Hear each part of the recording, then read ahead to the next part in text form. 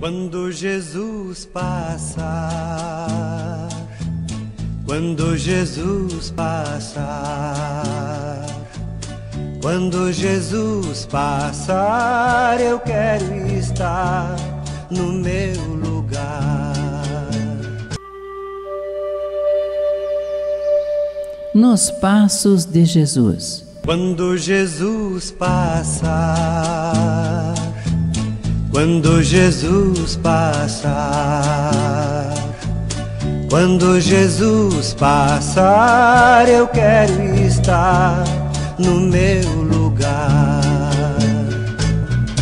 Quando Jesus passar, quando... Em nome do Pai, e do Filho, e do Espírito Santo. Amém. Que a graça de nosso Senhor Jesus Cristo, o amor do Pai e a comunhão do Espírito Santo estejam sempre com você, meu irmão, minha irmã, que nos acompanha neste momento abençoado. Seja bem-vindo, bem-vinda a mais um programa Nos Passos de Jesus. Uma saudação especial a você que nos escuta através da rádio São Felipe FM, mas também a você, amigo, amiga internauta, que nos acompanha através das redes sociais. Queremos, neste dia de hoje, rezar junto com você o Evangelho do 29º domingo do tempo comum e, mais uma vez, aproveitarmos desse espaço, desse momento, para preparar o nosso coração, o coração da nossa comunidade, para bem celebrar este domingo próximo, este dia do Senhor, dia que o Senhor fez para nós. Mas, sem sombra de dúvida, antes ainda da gente proclamar o Evangelho desse domingo e de refletir junto a palavra que o próprio Jesus neste domingo nos dá, é importante a gente lembrar que esta semana em nossa paróquia é uma semana toda especial. A Diocese de Amargosa, todos os anos, propõe a todas as suas comunidades, a todas as suas paróquias, a realização da Semana do Dízimo. Houve uma época em que toda a diocese, todas as paróquias da diocese realizavam na mesma semana, no mesmo período, a Semana do Dízimo. Mas, para facilitar que cada paróquia pudesse adequar a Semana do Dízimo à sua realidade pastoral, à sua caminhada pastoral, de algum tempo para cá, de 2 anos para cá, cada paróquia fica livre para, durante o ano, escolher a melhor semana para realizar esta importante reflexão sobre o dízimo e sobre a pastoral do dízimo. A nossa paróquia, então, São Felipe São Tiago, tem a alegria de, ao longo desses dias, do último dia 13, domingo passado, até o próximo domingo, dia 20, realizar, então, esta nossa semana paroquial do dízimo. Queridos irmãos e irmãs, certamente quando falamos do dízimo, quando pensamos neste tema, nós estamos bulindo, mexendo com um tema muito delicado. Não é fácil falar disso. É importante a gente dizer que falar de dízimo necessariamente não é falar de dinheiro. Mas como o nosso jeito hoje prático de devolver o nosso dízimo é através do dinheiro, necessariamente falar de dízimo acaba também sendo, de algum modo, tocar neste assunto delicado, né, que é a questão do dinheiro. Mas o que não podemos é reduzir o dízimo a simplesmente isso, como se fosse uma espécie de um pagamento. Quando nós falamos, na verdade, do dízimo, nós estamos falando da responsabilidade que nós, como cristãos, temos pela nossa igreja. É importante a gente compreender que tudo o que a gente tem é dádiva de Deus, é bênção de Deus, é Deus quem me dá, é Deus quem me dá a saúde, é Deus quem me dá a graça do trabalho, é Deus quem me dá a inteligência para produzir. Portanto, tudo que nos vem como dom de Deus, vem como graça de Deus. Quando eu devolvo o meu dízimo, eu não estou fazendo pagamento. Nosso Senhor não precisa do meu pagamento. Quando eu devolvo o meu dízimo, eu estou diante de Deus me colocando nesta consciência de que tudo o que tenho é dele que me vem. E que por isso mesmo eu devo ser responsável também por ajudar a minha igreja, a igreja da qual eu faço parte, a melhor evangelizar e a melhor servir. O meu dízimo, ele é transformado necessariamente nisso, em evangelização e serviço dentro da minha igreja, dentro da minha comunidade. Quem inventou o dízimo? Por acaso fomos nós, a igreja deste tempo de hoje em que vivemos? Certamente qualquer pessoa que tenha o mínimo de conhecimento da Sagrada Escritura sabe que não, que o dízimo já era uma prática comum em muitas religiões do passado, inclusive na vida do povo do Antigo Testamento, na vida do povo de Israel. Havia uma preocupação muito grande do povo de Israel para com a devolução do dízimo, nem sempre necessariamente em dinheiro. Por isso que a gente sempre insiste em dizer que necessariamente o dízimo não é dinheiro, né? O dinheiro é um modo da gente devolver o dízimo. Mas o povo de Israel costumava devolver o dízimo por meio de uma parte da sua produção. O povo vivia quase que exclusivamente da criação de animais e da pecuária. Da criação de animais e da agricultura. Pecuária e agricultura, então, eram os dois modos de sustentação do povo de Israel. E o povo costumava, então, fosse através da criação de animais ou do plantio, do que quer que fosse, entender que uma parte daquilo que eles conseguiam com o seu trabalho devia ser entregue no templo, devia ser levado ao templo, porque pertencia a Deus. Normalmente, essa parte que eles ofereciam a Deus correspondia à 10ª parte do que produziam, do que lucravam com o seu trabalho. Daí, então, a palavra dízimo, que necessariamente significa 10ª parte, ou 10%. Isso em si já responde a uma outra pergunta que muitas vezes as pessoas nos fazem. Nós precisamos de verdade devolver 10%? O dízimo é necessariamente 10%? Como eu poderia responder a uma pergunta como essa? Dizer que o dízimo não é 10% é negar a origem da palavra.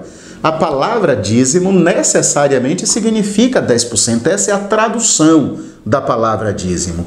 E, de fato, o povo de Israel, na busca da fidelidade a Deus, costumava devolver 10% daquilo que produzia.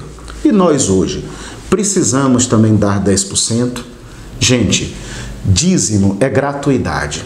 Dízimo é coração. Dízimo é oferta generosa. Dízimo sou eu e Deus e minha igreja. Na verdade, ninguém pode ser obrigado a absolutamente nada. Qualquer igreja que obrigue as pessoas a devolverem aquilo que elas não têm a intenção de devolver, essa igreja não está de verdade correspondendo também ao que nosso Senhor quer, ao que Ele nos pede. A igreja que, através dos seus líderes, estipula, determina o quanto que deve ser a sua devolução, não está correta, não corresponde ao projeto de Deus. Isso não pode depender do líder religioso. Não sou eu como padre, não é o líder da sua comunidade, o coordenador do conselho de sua comunidade ou qualquer membro do conselho da sua comunidade que tem que lhe dizer o quanto que você tem que devolver. É você que tem que buscar isso na sua intimidade com o nosso Senhor. É você que tem que buscar isso dentro da sua consciência de fé. Ninguém é obrigado a dar mais do que aquilo que lhe é possível. Mas uma coisa é certa, é necessário que nós tenhamos a consciência da importância de ser dizimista. Olha, se eu sou um cristão católico, praticante, se eu estou presente na vida da minha igreja e de algum modo eu tenho os recursos porque trabalho e porque tenho algum lucro com o trabalho de que exerço, e se eu não sou dizimista, isso não deixa de ser uma desonestidade da minha parte. Você já se deu conta de que quando você vai à igreja pedir as bênçãos de Deus, rezar, agradecer por tudo que você recebe, por tudo de bom que Deus lhe dá, naquela igreja em que você chegou, houve uma conta de luz a ser paga, uma conta de água, a igreja estava limpa, estava arrumada, você recebeu uma folha de canto para cantar, havia um som para que você pudesse ouvir a mensagem que estava sendo proclamada, havia uma cadeira, um banco, para que você pudesse se sentar e não ficasse de pé. Houve toda uma estrutura, e essa estrutura não cai do céu. E eu sei que você sabe disso. Isso custa dinheiro. Recursos são gastos para que uma celebração possa acontecer, na qual você se sinta bem, possa ser acolhido e possa rezar. Existem lá fora pessoas que muitas vezes necessitam também do nosso apoio, da nossa ajuda. E a igreja, como seguidora de Jesus Cristo, também tem a obrigação da caridade, também tem a obrigação do serviço aos pequenos, do serviço aos pobres. A nossa caridade pastoral, ela chega às pessoas do modo mais gratuito possível, mas para que ela seja exercida, recursos são necessários, despesas são assumidas. E isso não cai do céu. Portanto, quando eu participo da minha igreja, mas não me sinto na responsabilidade de algum modo contribuir, eu estou sendo desonesto. Eu estou acolhendo as coisas que a igreja pode me oferecer, usufruindo, melhor dizendo, das coisas que a igreja pode me oferecer, mas não me sinto na responsabilidade de me comprometer com ela. Ninguém é obrigado a ser dizimista, mas a consciência cristã nos leva também a isso. E nos leva a muito mais do que simplesmente dar o meu dízimo.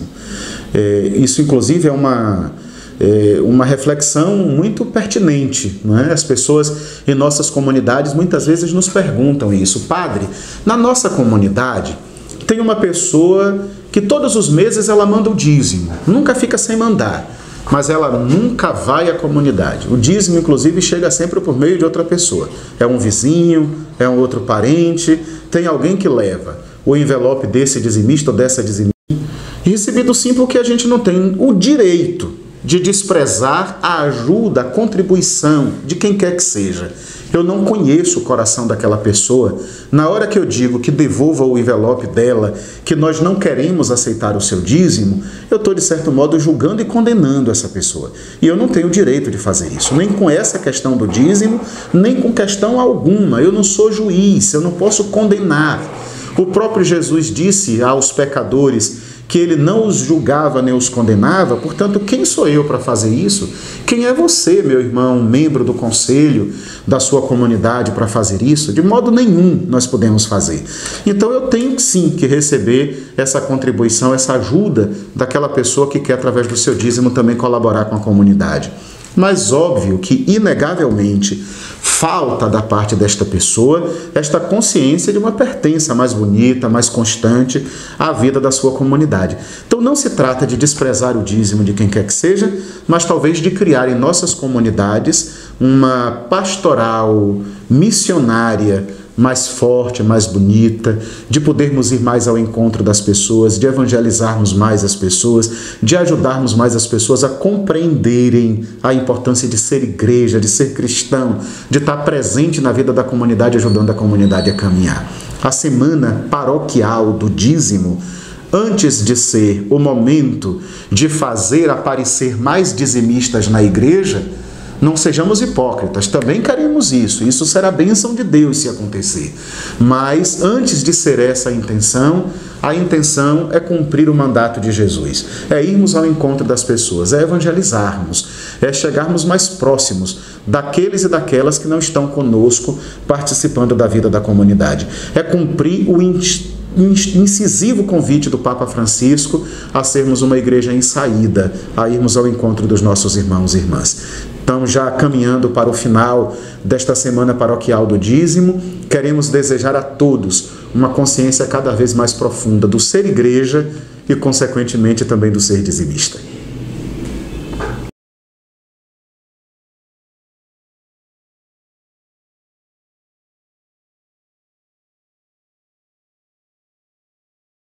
Nos passos de Jesus, queridos irmãos e irmãs, queremos agora, então, neste caminho para o 29º domingo do tempo comum, nos alimentar da escuta atenta e da reflexão da Palavra de Deus. O Evangelho que marca este 29º domingo do tempo comum continua sendo o Evangelho segundo Lucas, nesse ano dedicado ao evangelista Lucas, nesse ano C. Em cada domingo é sempre um trecho do Evangelho de São Lucas que está nos alimentando no caminho e nos passos do seguimento a Jesus. E dessa vez, o capítulo 18 e versículos de 1 a 8 do Evangelho de Lucas. Tome então sua Bíblia e nos acompanhe. Lucas, capítulo 18, versículos de 1 a 8. O Senhor esteja com você. Ele está no meio de nós. Proclamação do Evangelho de Jesus Cristo segundo Lucas. Glória a vós, Senhor. Naquele tempo, Jesus contou aos discípulos uma parábola para mostrar-lhes a necessidade de rezar sempre e nunca desistir. Numa cidade, havia um juiz que não temia a Deus e não respeitava homem algum. Na mesma cidade, havia uma viúva que vinha à procura do juiz pedindo: fazei-me justiça contra o meu adversário. Durante muito tempo, o juiz se recusou. Por fim, ela pensou: eu não temo a Deus. Por fim, ele pensou: eu não temo a Deus e não respeito homem algum. Mas esta viúva já está me aborrecendo. Vou fazer-lhe justiça para que ela não venha a agredir-me. E o Senhor acrescentou: escutai o que diz este juiz injusto. E Deus não fará justiça aos seus escolhidos, que dia e noite gritam por ele? Será que vai fazê-los esperar? Eu vos digo que Deus lhes fará justiça bem depressa. Mas o Filho do Homem, quando vier, será que ainda vai encontrar fé sobre a terra? Palavra da salvação. Glória a vós, Senhor. Queridos amigos e amigas, a grande intenção de Jesus com esta simples e ao mesmo tempo intrigante parábola é, conforme o próprio São Lucas nos lembra no início do Evangelho, lembrar às pessoas que estavam a escutá-lo a importância de rezar sempre, de esperar sempre e de nunca desistir. Em outras palavras, podemos dizer que a grande intenção da parábola contada por Jesus hoje é nos apontar o caminho da perseverança, da persistência nas nossas orações. Vejam que parábola simples e ao mesmo tempo intrigante. Aparece na parábola a figura de uma viúva e a figura de um juiz. Duas figuras muito fortes na cultura de Israel. A viúva era alguém considerada muito frágil. Naquela cultura judaica, uma mulher, quando ficasse viúva, ela dependia dos cuidados dos outros. É bom que a gente tenha consciência que a gente está falando de uma cultura e de um tempo em que as mulheres não gozavam de jeito nenhum da liberdade e das condições de vida que gozam hoje. É uma cultura ainda muito primitiva, é uma cultura muito diferente daquela com a qual hoje nós vivemos, da qual nós hoje fazemos parte. Naquela situação, então, de uma cultura patriarcal, machista, uma mulher dependia sempre do homem. No caso de uma mulher viúva, ela muitas vezes dependia dos seus filhos. E quando não havia os filhos, para que elas pudessem deles depender, elas acabavam então por depender mesmo das esmolas, das ajudas das pessoas. Não havia outra possibilidade de uma mulher viúva sobreviver. Tanto é que o povo de Israel era sempre chamado, sobretudo os praticantes da religião judaica, a terem muito cuidado para com as viúvas, para com os órfãos e para com os doentes. As viúvas, então, junto com os órfãos e os doentes, estavam dentro da categoria das pessoas mais fragilizadas, das pessoas que mais careciam de cuidado e atenção. Então, quando a gente pensa na figura da viúva, a gente está pensando na figura da fragilidade. A gente pode dizer que aquela é uma figura que representa a fragilidade, a fraqueza mesmo. É alguém muito fraco, alguém que não tem ninguém por ela. Do outro lado, a outra figura que aparece na parábola de hoje é a figura do juiz. O juiz é o contrário da viúva. O juiz é um homem poderoso. É um homem forte, é um homem que detém a lei, que julga, que determina como as coisas podem e devem ser. Um homem que tem o poder nas suas mãos. Para a cultura de Israel, era muito necessário que fosse um homem temente a Deus, que fosse um homem de fé. Olha que exemplo bonito que o povo já desde o Antigo Testamento praticava. Na cabeça do povo, então, um homem que tivesse tanto poder não podia ser um homem que não tivesse fé.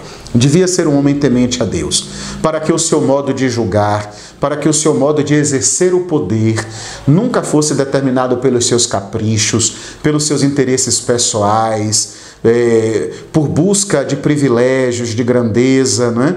Mas que fosse sempre de fato marcado pelo senso da justiça, pelo bem que precisava ser feito para o outro.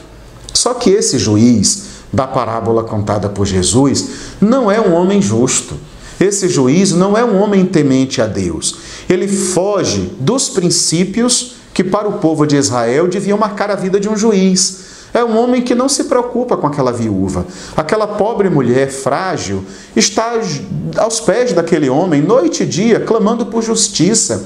E o Evangelho, na verdade, nem se preocupou, a parábola nem se preocupou em nos dizer exatamente o que era a justiça que essa mulher estava querendo. E pouco importa.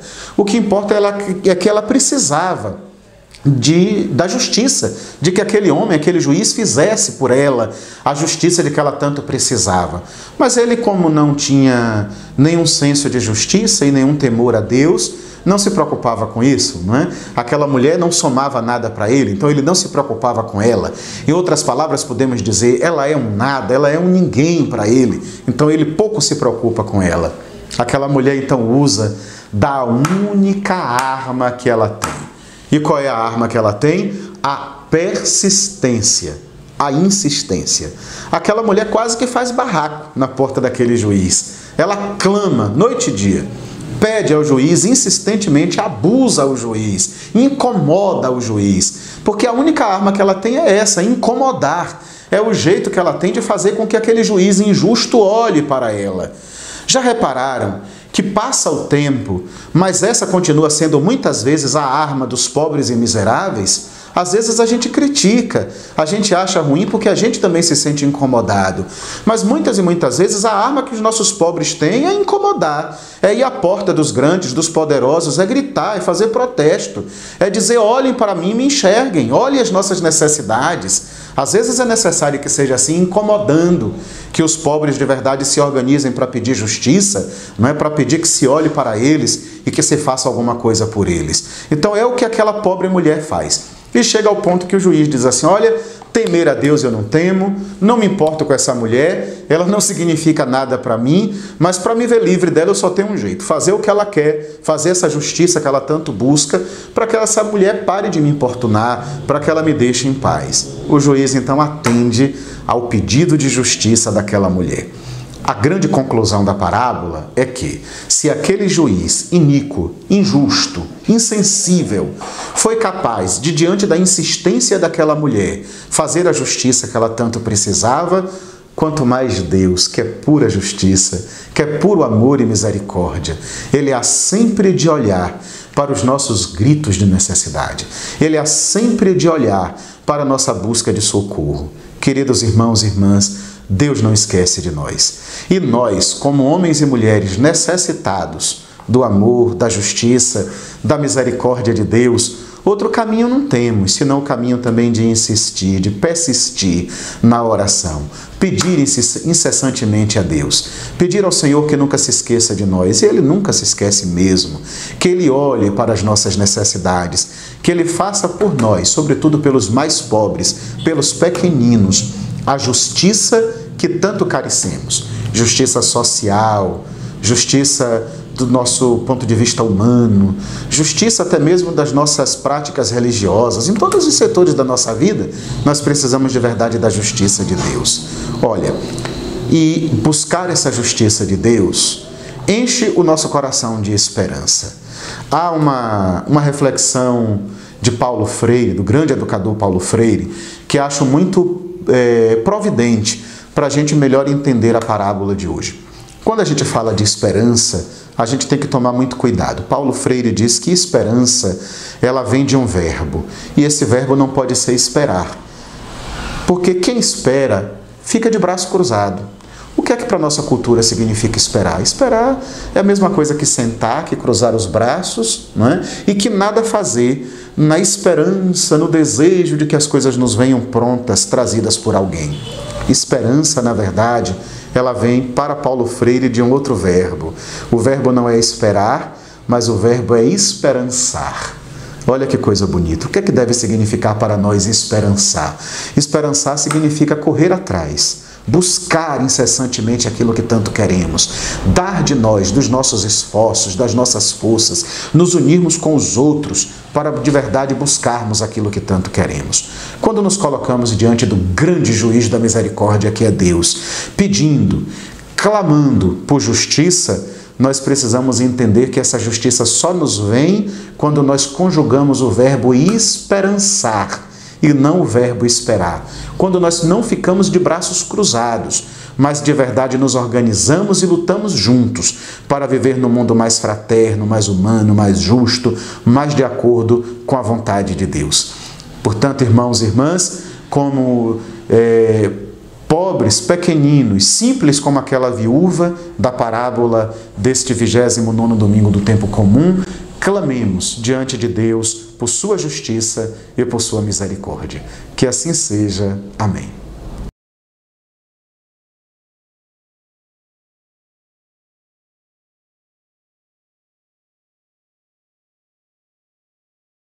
Então, queridos amigos e amigas, chegando já ao final de mais um programa Nos Passos de Jesus, queremos agradecer a todos vocês que, através da Rádio São Felipe FM ou através das redes sociais, têm nos acompanhado, têm participado conosco deste programa.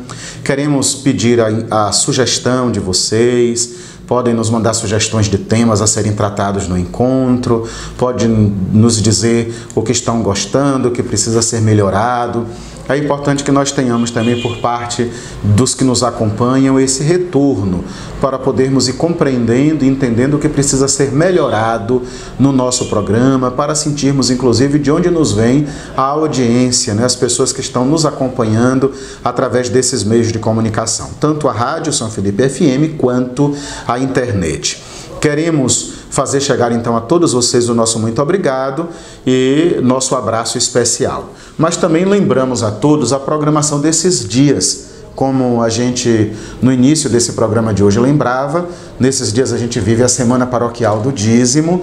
Durante esses dias aconteceram alguns encontros junto às famílias, algumas comunidades fizeram também esses encontros nas igrejas, mas certamente foi um momento bonito também, importante, bom, na vida de todas as nossas comunidades. Aqui na cidade, nas comunidades urbanas, nós vamos daqui a pouco, ainda hoje, sexta-feira, às 19 horas, ter um bonito e importante encontro no nosso salão paroquial. Então você que está nos ouvindo, ainda dá tempo vir participar conosco nesta sexta-feira, dia 18, às 19 horas, no salão paroquial, um encontro com todos os participantes das nossas comunidades urbanas, mesmo quem não é dizimista, mesmo quem não tem uma participação mais ativa na sua comunidade, mas pode vir participar conosco deste momento em que vamos refletir um pouco sobre o que é ser dizimista, sobre a importância do dízimo e, sobretudo, sobre a importância de ser comunidade, de viver em comunidade.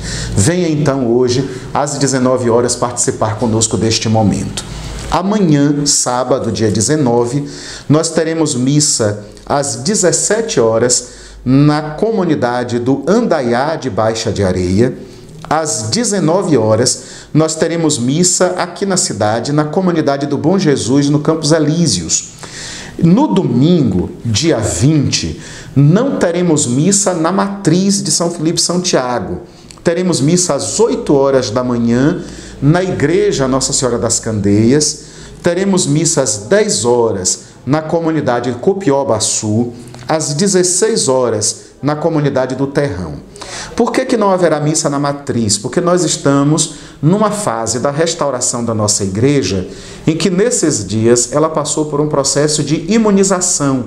Então foram colocados venenos para matar os cupins e outros insetos, outros bichos que porventura estejam deteriorando a igreja.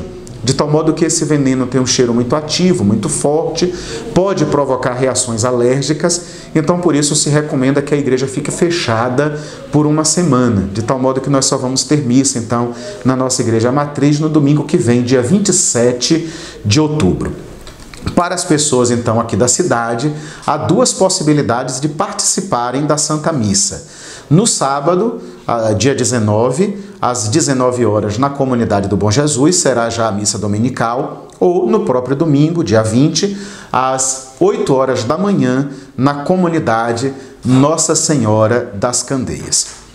Queremos também pedir a oração de toda a comunidade para a nossa semana de formação do nosso clero diocesano. A partir da segunda-feira, dia 21, de segunda-feira até a sexta-feira, dia 25, todos nós, padres da Diocese de Amargosa, junto com o nosso bispo Dom Valdemir, estaremos em Amargosa na Semana Diocesana de Formação do Clero. É uma semana em que vamos todos nós, padres, para Amargosa para refletir um pouco, aprofundar algum tema, tomar mais consciência da nossa fé, crescermos um pouco mais no conhecimento de Jesus Cristo. É para nós um momento de catequese.